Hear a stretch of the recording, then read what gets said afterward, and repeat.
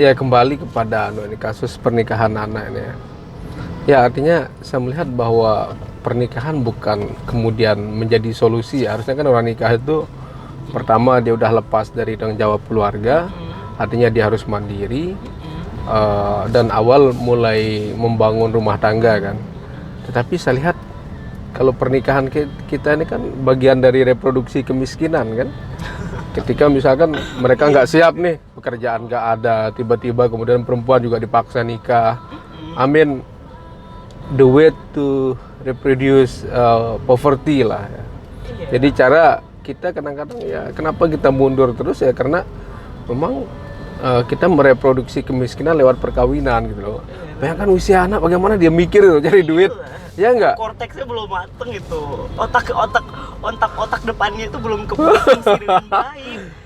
Kalau jadi petani pun lah anak kecil, anggaplah anak tamatan SMP. Kasian banget itu ya. Dia harus memerankan diri menjadi Orang misalkan dewasa. sebagai petani. Sementara untuk kerja di masyarakat modern ini kan kita butuh ijazah, ya enggak? Butuh skill, ya. Bagaimana kemudian mereka bisa compete ya dengan masyarakat lain begitu loh. Ya enggak? Aku nggak bisa bayangin kehidupan mereka seperti apa. Wah, berat banget pasti ya. Maksudnya anak kecil harus siap menghadapi urusan orang dewasa kayak gitu. Orang dewasa aja nggak sanggup untuk menjadi dewasa sepenuhnya. Apalagi anak kecil kayak gitu. Iya ya. Sen, Iya nggak tahu. tapi masih banyak banget ya di sini tuh kayak Nah dan saya lihat oke lah pemerintah membuat perda sekarang Pak Gub ya kemarin supaya pernikahan usia anak ini bisa di ini. Cuman kalau udah di lapangan gak ada orang berani ya itu loh. Misalkan jelas-jelas kasusnya viral begitu. Kenapa polisi? Kan ini jelas melanggar undang-undang. Polisi, belum lagi kelompok-kelompok adat yang katakanlah aktivis apa, tapi mereka nggak bisa melakukan apa-apa saya lihat. Iya. Harusnya polisi menangkap kan orang-orang yang menikahkan apa gitu kan. Iya, Orang-orang yang terlibat dan orang tuanya bila perlu dihukum juga. apa mungkin ininya kali ya pihak pemerintahnya kali ya nggak tegas ya, nggak Iya, serius, artinya- nggak terlalu serius untuk benar-benar menuntaskan problem itu. Iya berarti kita ada persoalan penegakan hukum kan. Iya itu pasti nggak ada sanksi hukum untuk Harusnya. orang tua yang menikahkan kayak gitu. Ini kan bukan salahnya anak ya. Iya. Kadang-kadang bukan anak yang salah. Ya oke lah ada yang kadang-kadang memang anak pingin nikah gitu ya. Tetapi ada Tapi kan ada batas waktu usia mereka untuk menikah, jadi ya nggak boleh kamu meskipun mereka maksa menikah juga kalau usianya belum masuk ya jangan, nggak usah diizinin anaknya. tapi begini kadang-kadang logika yang berkembang di masyarakat kita ini kan daripada ini kita bicara konteks moral agama kan. Daripada ya ngumbe-ngumbe misalkan kan mending nikah gitu loh. Ini menarik juga nih makanya kenapa di Yaman itu Kenapa saya baca daripada beberapa memilih- kasus daripada memilih untuk Daripada khawatir misalkan, dia ngumbe-ngumbe, ya. kenapa tidak dijelaskan kalau dia ngumbe-ngumbe ini yang akan terjadi sama kamu kalau kamu ngumbe-ngumbe A B C Oh, gitu D, ya. konsekuensinya ini apa hal buruk yang akan kamu hadapi kayak gitu tuh. Nah orang tuh daripada memilih untuk menjelaskan konsekuensi dari ngumbe-ngumbe, dia Iya. lebih memikirkan jangan ngumbe-ngumbe dan dinikahkan aja kayak gitu tuh loh. Maksudnya tidak dijelaskan resiko yang akan ditanggung kalau anak melakukan tindakan ngumbe-ngumbe itu. iya. Iya, gimana ya? Oh, Jadi kekhawatirannya itu harus dijelaskan ya Iya. kalau kamu misalkan kan sekarang ini kan ini kita bicara pergaulan anak muda lah apa ya ini kalau dulu mungkin gampang kita mengontrol seksualitas masyarakat ya. Jadi ketika agama mengatakan kamu belum nikah nggak boleh melakukan hubungan misalkan ya. Atau nggak boleh berzina lah intinya kan. Nah, orang dulu enak karena orang dulu nggak ada media-media yang kemudian menunjukkan ya hal-hal senonoh lah begitu. Jadi seksualitas itu ya mungkin dia naturally aja. Tapi kalau konteks sekarang saya lihat ini kan banyak sekali anak-anak muda kita sekarang kan yang ya kena kasus macam-macam lah gitu. Banyak banget sekarang. Ada yang kadang membuat video sendiri kan. Banyak Nah, kasusnya di sini. artinya apa sebenarnya yang perlu dilakukan oleh masyarakat kita melihat pergeseran ini? Sekarang kan anak-anak SMP ya, SD sudah punya akses bisa melihat tontonan-tontonan yang mungkin konsumsi orang dewasa begitu loh. Artinya sejak dini anak-anak sudah sudah terbiasa dengan persoalan seksualitas ini begitu. Tetapi kalau nggak ada edukasi ini jadi problem kan? Kalau nggak ada edukasi jadi apa sih namanya? Nyebarnya ngeri. Jadi ini ya lebih berbahaya gitu ya. Iya. Itu tuh tabu, itu tuh ditabukan tapi di lapangan praktiknya terjadi kayak itu tabu tapi dilakukan kayak gitu tuh loh. Gimana ya caranya? Iya aneh juga masyarakat kita ya, ngomong seks itu tabu. satu yang tabu begitu. Itu tabu tapi Nek kanggo rasang seolah itu kotor begitu. Tapi banyak orang suka melakukan kan. tapi itu dilakukan. Ya, belum lagi kita bicara Karena tidak terkontrol lagi, terus di sembarang tempat. Itu kan kayak gitu kan biasanya ya. oh, Di tempat-tempat. baca di sembarang tempat gimana? Ya, di tempat-tempat ya nggak tahu sih saya tidak saya tidak terlalu tahu. Tapi biasanya kalau dari video-video yang kesebar itu kan udah sebar-sebar video orang lagi ngapa. Itu kan sekarang kayaknya ruang private itu juga nggak ada kegiatan apapun tuh sekarang harus hati-hati semua. Itu bisa kerekam, itu bisa kayak di pojokan-pojokan, bisa di kayak rumah-rumah apa sih kayak berugak-berugak kayak gitu. Itu bisa terekam gitu. Kadang direkam juga sama orang, mau direkam harus disebar. Itu kan banyak kan video-video hasil rekaman orang ya, anak muda lagi ngapain terus direkam terus disebar kayak gitu. Itu banyak sekali sekarang. Edukasi tentang apa sih, tentang kesehatan reproduksi, tentang apa sex education itu tuh penting sekali juga. Terus apa sih, kontrol media sosial. Orang tua sih tugasnya.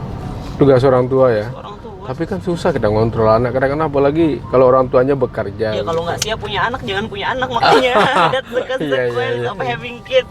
Adalah kamu harus meluangkan waktu untuk mengontrol untuk anak-anak. Anakmu, bukan karena udahlah kan namanya juga susah ngontrol anak, ya udah biarin aja kayak gitu. Tapi memang kayak gitu tanggung jawab ya kan, maksudnya.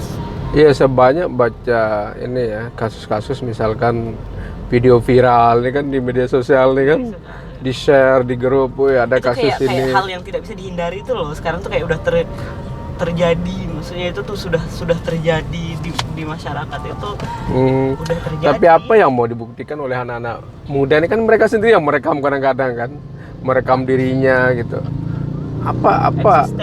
Apa yang ingin ditunjukkan di sini sebenarnya anak-anak muda ini? Juga nggak ngerti, perasaan narsistik. Narsistik. Jadi mereka ingin mengakui dirinya gitu. Iya, memori mungkin juga pengen. Sebagai memori ya, pernah berhubungan dengan ini begitu. Iya, artinya di kampung-kampung udah terjadi kan, nggak hanya di kota.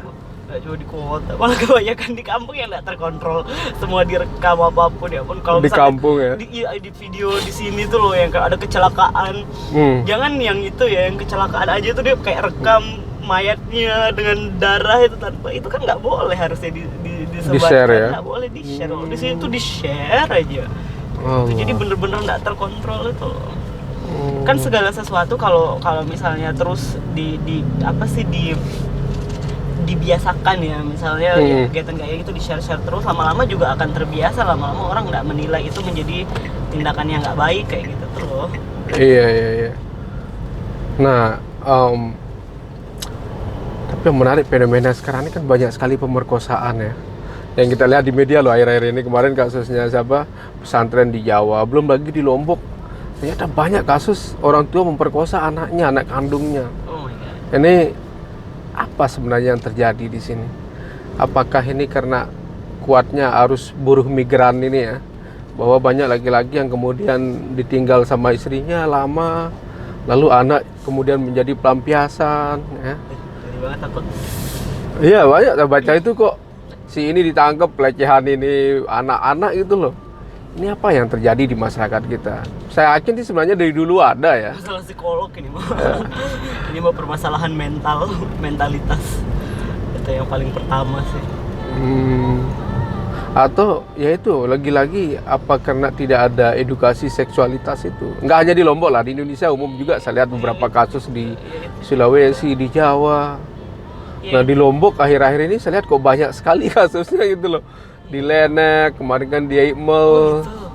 Ya istilah mereka sekarang kan ruda paksa kan. Aku selalu aku selalu menyaring diriku dari informasi-informasi yang negatif ya, karena menurut sekarang tuh kan banyak sekali berita di jejaring sosial yang mengganggu ketenangan batin. Jadi aku berpikir, jadi makanya aku kalau dengar berita itu, oh iya memang sering terjadi. Tapi aku sekarang cenderung kaget karena aku menyaring informasi yang masuk ke jejaring sosial aku, tapi memang ngeri banget. Iya ya tapi harus kita hadapi lah ini apa ya, persoalan baru kan di masyarakat kita, yang baru dalam artian baru ketahuan dengan media ini kan. Kalau dulu mungkin masih saya yakin ada lah, tetapi ya karena belum ada media yang mengekspos. Sekarang ini kan media mengekspos besar-besaran. Kalau ada kasus ini seolah media ini menjadi apa ya, menjadi konsumsi juga kan, konsumsi supaya websitenya dilihat orang gitu. Clickbait-nya nggak bagus sekali tapi ya biasanya. Ya.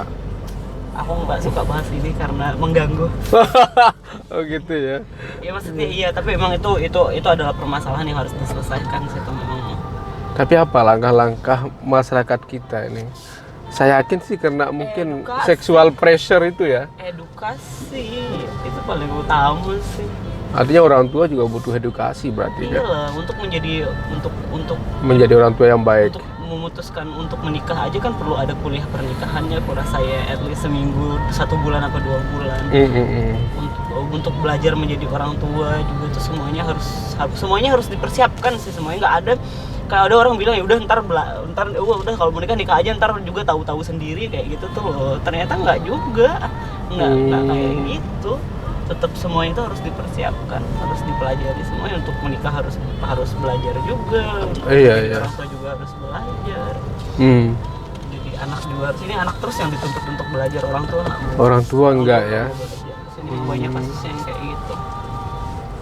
Ngeri Iya, artinya kan di agama kita, di budaya kita kan sesuatu yang sangat tabu kan untuk melakukan hubungan sedarah itu kan, apalagi sesama anak kandung lah gitu. Nggak tabu lagi, itu nggak boleh, haram. Iya haram, ya tabu dalam artian maksud saya ya haram lah gitu, bahasa agamanya kan nggak boleh melanggar kesucian kan. Trauma yang akan dialami sama anaknya tuh loh, yang nggak akan, itu kayak trauma seumur hidup, itu juga kayak hukuman seumur hidup. Belum lagi kita bicara social judgment kan. Misalkan selalu kan korban pemerkosaan itu anaknya disalahin kan, jadi korban nih misalkan gitu. Kok bisa anaknya yang disalahin itu loh? Iya, ya artinya social image kadang-kadang. Pemerkosaan itu terjadi, selalu korban. Pemerkosa, bukan salahkan korban. Korban, iya sih. Ya, mana sih ini kamera itu? Selalu yang disalahkan, selalu yang diperkosa. Bajunya kayak gini, ini kayak gini, kayak gini. Ya, artinya mungkin kita butuh berbagai pendekatan ya. Artinya pendekatan agama kayaknya nggak cukup deh saya lihat untuk memberikan edukasi ini kan. Ya oke lah, masyarakat kita sering dengar pengajian, sering mendengar ceramah-ceramah agama, tetapi faktanya ini masih saja terjadi kan. Ngeri banget ya. Ya kayaknya pemerintah perlu memberikan, saya setuju sih sebenarnya hukuman kebiri itu. Kalau untuk ini pemerkosa. Iya, mereka dikebiri aja. Orang tua juga kalau misalkan mereka menggauli anaknya dikebiri aja, itu udah mati. Ya mungkin perlu hukum mati juga saya kira. Ya kalau di Islam kan perlu dirajam kan. Memperkosa orang itu sama dengan kamu membunuh jiwa orang loh. Orang itu akan menderita seumur hidupnya karena momen dia diperkosa itu adalah momen dia tidak dimanusiakan. Itu adalah membunuh kemanusiaan seseorang. Jadi itu pembunuhan itu kejam. Pemerkosaan itu kejam banget. Sekejamnya kekejaman itu adalah pemerkosaan. Jadi dia tuh harus dihukum sekeras-kerasnya. Gimana kalau misalkan pemerkosaan dalam rumah tangga gimana? Marital rape. Kan banyak di kasus ini. Misalkan istri nggak mau berhubungan lalu diperkosa sama suami gitu. Iya, apapun segala sesuatu yang dipaksakan itu adalah ya bisa dikatakan Tidak memanusiakan manusia. segala sesuatu yang ada orang yang harus dipaksakan dalam melakukan segala sesuatu itu tuh kan nggak baik ya. Even bahkan ada satu film bagus sekali, film India judulnya Pink, itu ada closingnya. Jadi itu film tuh menarik. Film apa itu? Film tentang Pink, apa itu? tentang kasus pemerkosaan. Jadi itu dia dikasuskan kayak gitu, pelaku pemerkosa itu orang besar. Jadi itu bagus sekali, tapi statement terakhir dari pengacara yang perempuan ini bilang kalau perempuan tuh bilang enggak, ya itu artinya enggak. Siapa? Maksudnya kalau perempuan tuh memutuskan untuk bilang enggak, jadi kamu sebagai laki-laki ya nggak usah sentuh. Nggak peduli kamu itu suaminya, nggak peduli kamu itu bapaknya, kakaknya, apapun. Maksudnya ya kalau misalnya dalam intimate ya, misalnya pacarnya, suaminya, kalau perempuan tuh udah bilang enggak, no means no, itu artinya kamu nggak boleh, kayak nggak usah dipaksakan kayak gitu. Oh gitu ya. Iya. Terus apa endingnya film itu? Endingnya dia dihukum si pelakunya. Tapi sebenarnya itu nggak sampai ke ranah pemerkosaan ya. Jadi dia cewek ini mau diperkosa, tapi dia ngelawan dan cowok itu dipukul pakai botol. Nah, cowok itu yang ngalamin cedera akhirnya. Nah, cowoknya yang ngelapor sebenarnya. Oh gitu. Cowoknya ngelapor karena ada kekerasan. Iya, perempuannya melakukan kekerasan sama dia. Ternyata itu adalah tindakan bela diri kayak gitu. Tapi ceweknya nggak Itu kena hukum. dibahas juga kok, masalah pakaian, masalah ini perempuan mau aja nih, ini ketemu sama cewek, anak-anak suka main ke klub kok, jadi ya dia gampang lah, dia mah nggak apa-apa digituin, dia dicap murahan kayak gitu tuh. Iya. Sama laki-laki tuh. Tapi ya apapun itu ya, siapapun dia, even prostitut, kalau dia menolak ya kamu tidak bisa memaksakan kayak gitu tuh. Iya. Oh. Iya, sangat kompleks sekali ini. Apalagi kasus kayak di pesantren-pesantren ini sangat merusak Islam ya.